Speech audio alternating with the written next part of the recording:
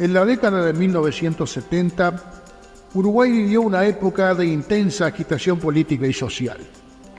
Las tensiones entre los diferentes grupos políticos y sociales se acentuaron y las protestas y manifestaciones se convirtieron en algo cotidiano. En ese contexto, el gobierno uruguayo de entonces decidió tomar medidas drásticas para mantener el orden y la estabilidad del país. Uruguay enfrentaba entonces una serie de desafíos políticos y sociales que tuvieron un impacto duradero en el país. Durante este tiempo, la economía uruguaya comenzó a experimentar dificultades, lo que llevó a un aumento en el desempleo y la inflación. Además, la polarización política se intensificó en Uruguay, con grupos de izquierda y derecha enfrentándose violentamente en las calles. Esta tensión política enrareció cada vez más el clima. En el mes de septiembre de 1970, como intento de controlar y eliminar al Movimiento de Liberación Nacional, un grupo radical de izquierda que por aquel entonces cometía acciones militares que pretendían socavar las bases del gobierno, el presidente Pacheco Areco encomendó a las Fuerzas Armadas la tarea de combatirlo. Las acciones se sucedieron de esa manera durante más de 2 años, hasta el momento en que la presidencia es asumida en marzo de 1972 por Juan María Bordaberry. Para ese entonces, el rol de las Fuerzas Armadas se incrementaba a cada día por acción o inacción del gobierno civil. A punto tal que en octubre de ese año, la justicia militar juzgó y encarceló por 2 meses al doctor Jorge Valle por ataque a la fuerza moral del ejército, al haber denunciado presuntos entendimientos entre mandos militares e integrantes del EBLN Tupamaros. El presidente Bordaberry y sus ministros se mostraban cada vez más debilitados ante la ascensión de las voces militares. Tanto que el ministro de Defensa, Augusto Legnani, debió renunciar a su cargo al haberse mostrado incapaz de remover a un jerarca militar. En la mañana del 8 de febrero de 1973, Bordaberry anunció que el Ministerio de Defensa dejaría de ser conducido por Armando Maret e imponía en su lugar a Antonio Francese. Al comenzar la noche, comandantes de 2 fuerzas militares, Ejército y Fuerza Aérea, anunciaban por los canales 4 y 5 que no aceptarían la designación de Francese y que exigían su relevo. Como respuesta, el presidente Bordaberry convocó a la ciudadanía frente a la Casa de Gobierno en Plaza Independencia, a la vez que reiteraba su decisión de mantener a Francese en el cargo. Sin embargo, la efervescencia e iracundia militar no hizo más que incrementarse, habiendo llegado a ocupar emisoras de radio para difundir sus comunicados.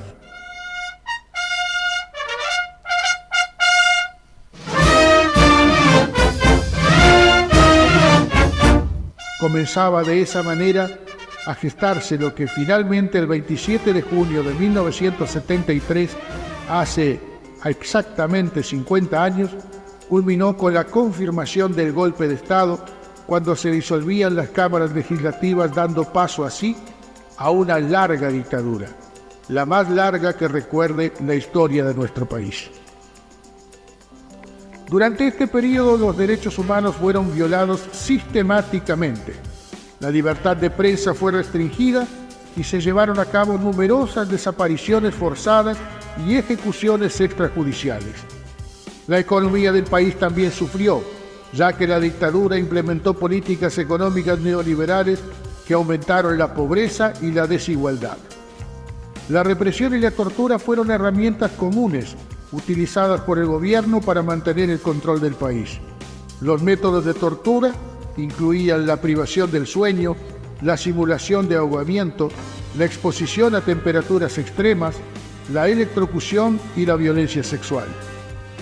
Estas tácticas eran utilizadas para obtener información o confesiones de los prisioneros, pero también como forma de intimidación y control.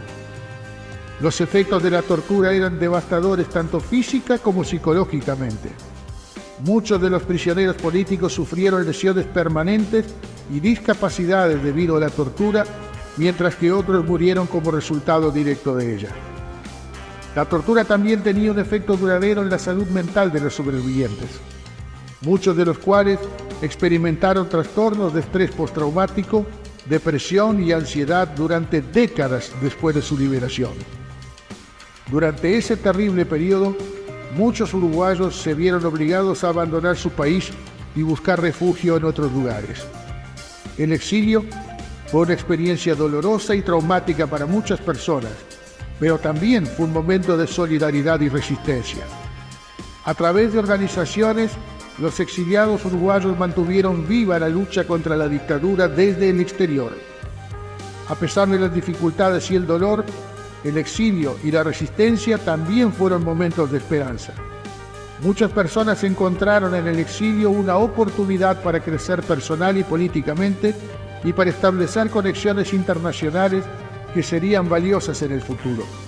La resistencia uruguaya, tanto dentro como fuera del país, demostró la fuerza y la determinación de un pueblo que no estaba dispuesto a aceptar la opresión y la violencia como algo inevitable. Volverá la alegría a enredarse con tu voz. La transición a la democracia en Uruguay fue un proceso complejo que involucró a diversos actores políticos y sociales. Uno de los primeros pasos fue la liberación de presos políticos y el regreso de exiliados, lo que permitió la reapertura del debate público sobre el futuro del país. Sin embargo, la transición también enfrentó numerosos desafíos como la resistencia de sectores militares y la necesidad de abordar las violaciones de derechos humanos cometidas durante la dictadura. A pesar de estos obstáculos, Uruguay logró establecer un sistema democrático sólido y respetado a nivel internacional. En tiempos en que aún se suele escuchar, aunque felizmente de manera esporádica, que la dictadura fue una forma de pacificar al país, es oportuno tener muy presentes las contundentes pruebas que se han podido desenterrar desde lo más recóndito del secretismo de quienes lo ocultan y que demuestran toda la brutalidad cometida en aquel negro periodo. Es importante recordar este capítulo de nuestra historia para asegurarnos de que nunca más vuelva a suceder. La resistencia y la lucha de los ciudadanos uruguayos fueron fundamentales para lograr la transición a la democracia. Debemos honrar su valentía y determinación y seguir trabajando juntos para proteger desde siempre y para siempre nuestros más sagrados derechos y libertades.